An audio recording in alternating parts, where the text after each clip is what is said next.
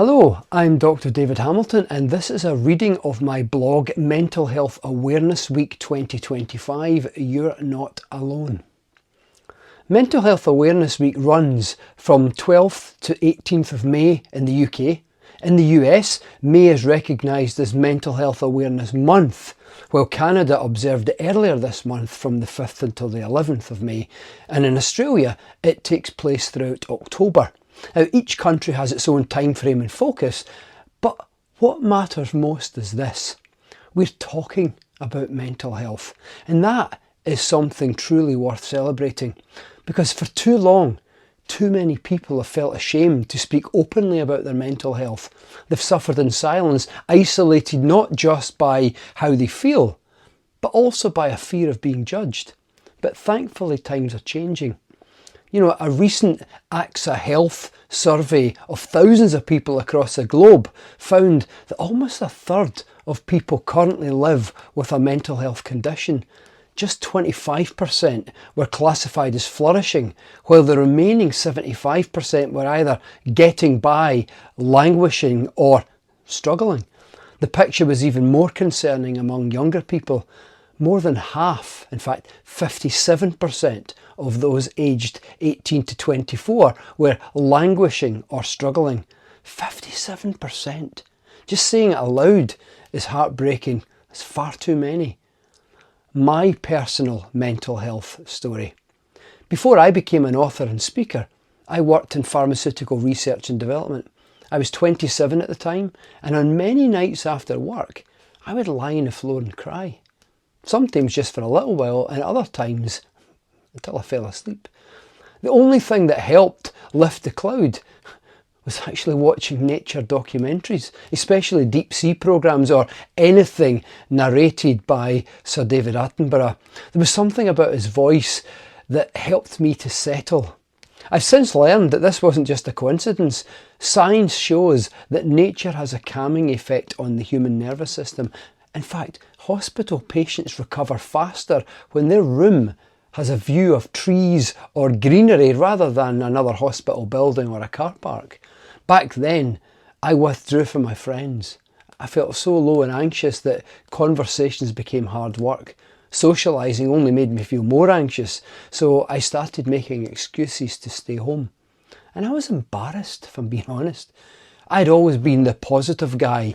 You know, during my PhD, I was the one people came to if they needed a lift. And my friend George and I would often do slow motion fights in the lab just to make people laugh.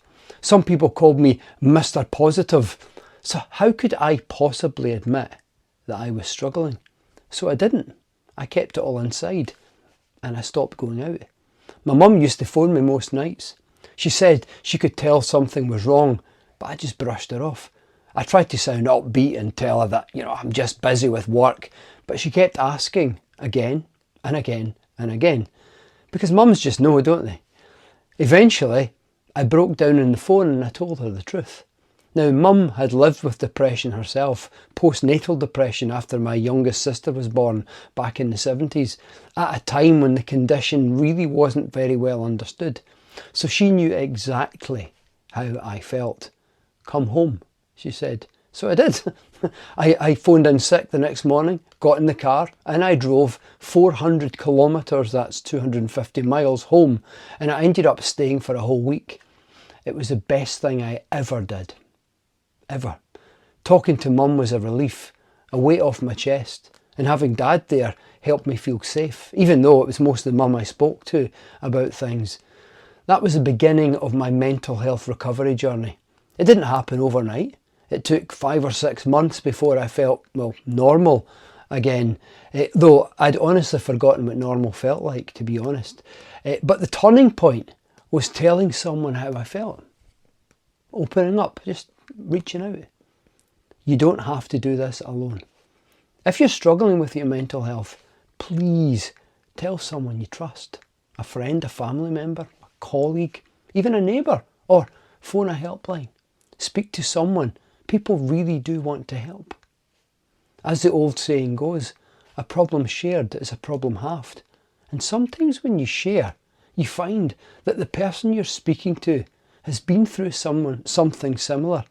It's in these moments, I think, that we remember that we're not alone. Talking to someone also gives us a new perspective.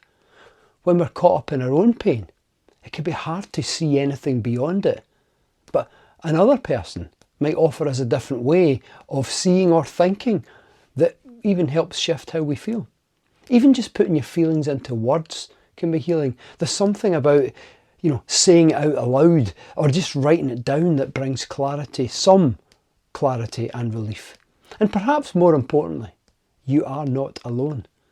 Mental health struggles can make you feel isolated, but when you reach out, the world begins to feel a little less lonely. You begin to feel reconnected. It's also important to say that while friends and family can be wonderful support, trained professionals can offer tailored tools and therapies that can truly make a difference, and you deserve that support too. Let's make this a week of connection. The theme for Mental Health Awareness Week 2025 is community. So, if you're struggling, let someone into your world. Let your community help. You don't have to go through it alone. And if you're the person someone turns to, remind them that they've come to a safe place. Be the shoulder. Be the listener. Just being there can make all the difference. I'm Dr. David Hamilton, and that was a reading of my blog, Mental Health Awareness Week 2025. You're not alone.